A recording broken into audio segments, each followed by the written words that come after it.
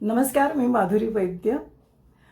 मागच्या एका व्हिडिओमध्ये एक मजेदार कमेंट आली. ती कमेंट ज्यांनी केली त्यांचे खूप खूप आभार. तशीच्या तशी सांगत नाही, पण थोडी शिक्षण मंत्र्यांचा राजीनामा घेतला. थोडक्यात त्यांना त्या पदावरून हटवलं. मग पक्ष फुटला तर पक्षाचा सर्वोच्च नेता जबाबदार. त्याला हटवलं पाहिजे. पक्ष सोडा, CJP ही नुकतीच जन्माला आलेली पार्टी आहे. एक आंदोलन यशस्वी झाल्यावर CJPचेच कार्यकर्ते त्यांच्यावर अन्याय झाला म्हणून संस्थापकाच्या घरासमोर आंदोलन करतायत. ते म्हणतात आमच्यावर अन्याय झाला, लाठ्या काठ्या आम्ही खाल्ल्या आणि ज्यांना पोलिसांनी मारलं नाही अशी लोक आत बसून बैठका करतायत. म्हणजे अभिजित दिपके यांचे काही नातेवाईक, त्यांचे काही मित्र सिलेक्टेड आणि त्या मित्रांच्या मैत्रिणी हे सगळे एसीत बसून बैठका करतायत आणि हे त्यांना मान्य नाही आहे.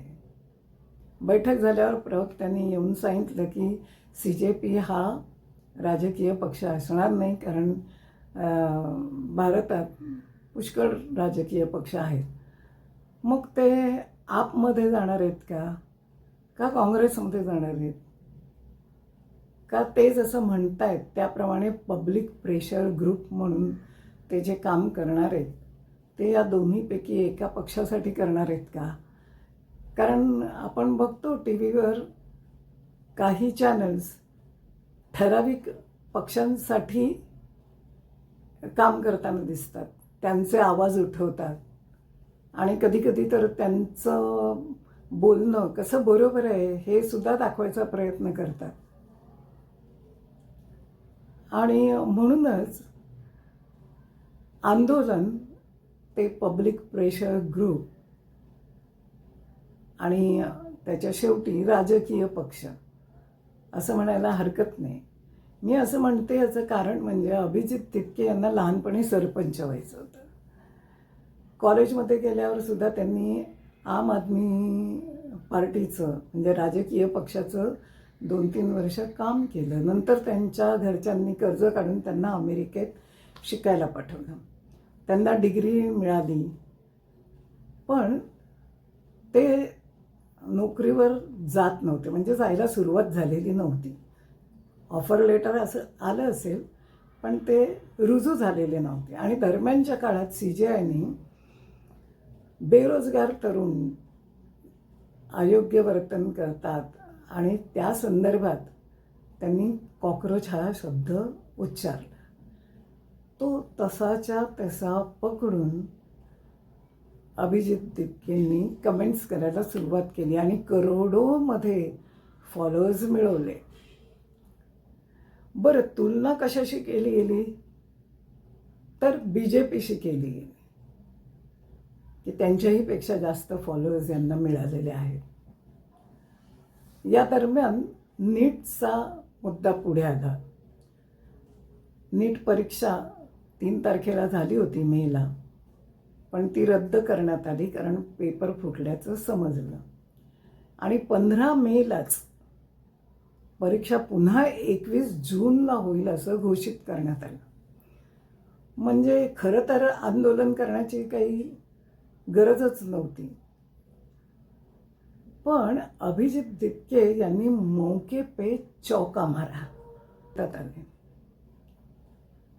अर्थात येताना सुद्धा त्यांनी सांगितलं की मला मारलं जाईल, तुरुंगात टाकलं जाईल, माझ्या घरच्यांना त्रास दिला जाईल, पण तसं काहीच झालं नाही.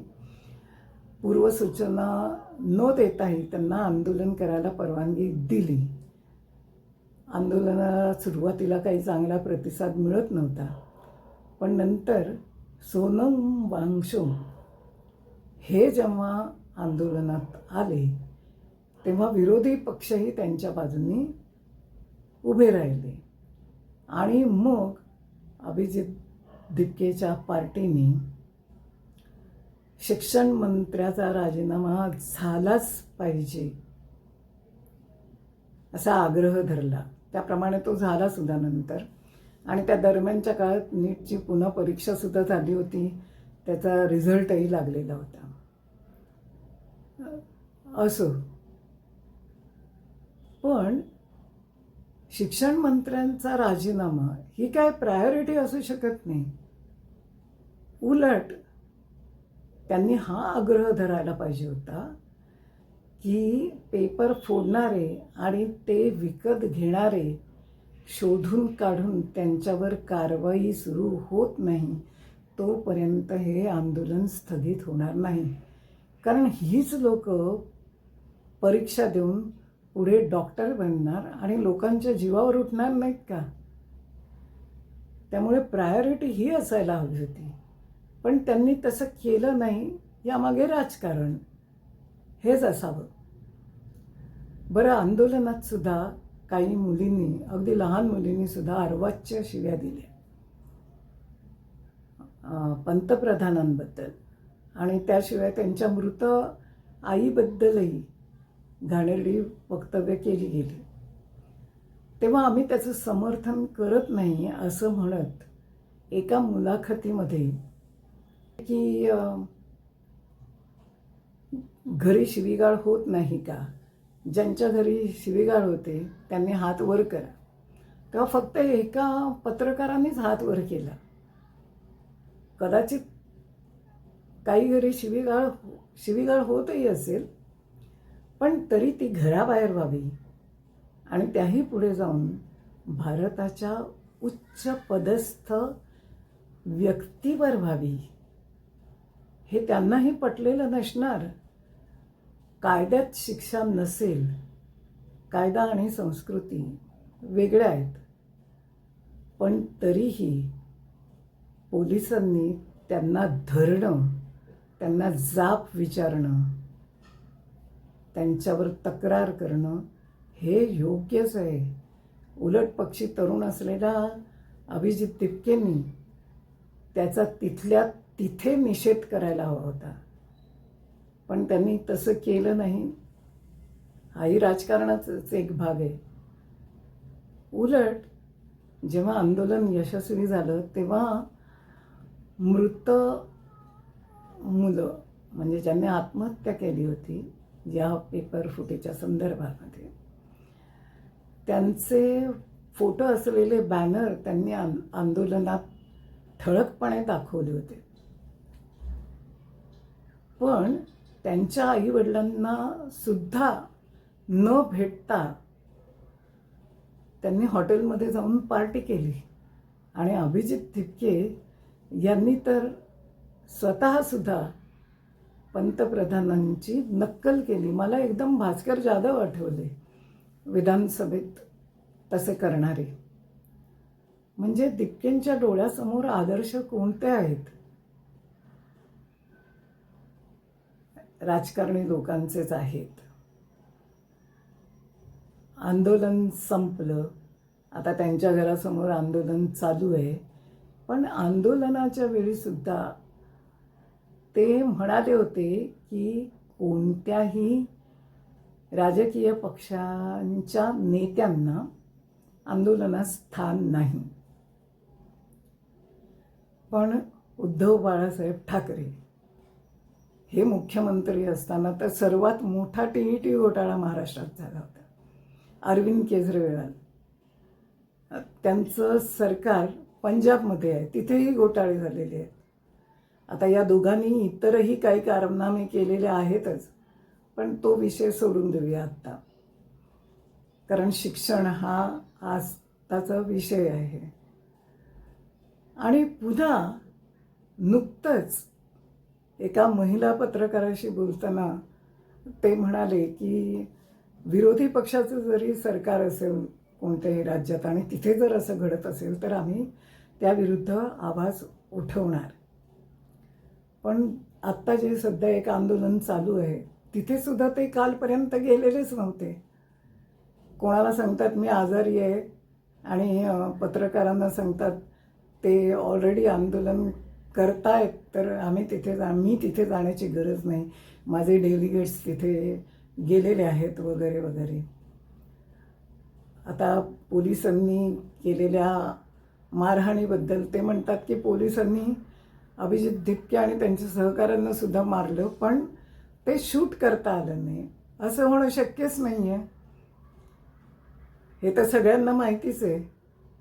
म्हणजे दुटप्पी बोलणं, खोटं बोलणं हे राजकारणी लोकांना चांगलं जमतं आणि ते अभिजित तिपके यांना जमलेलं आहे.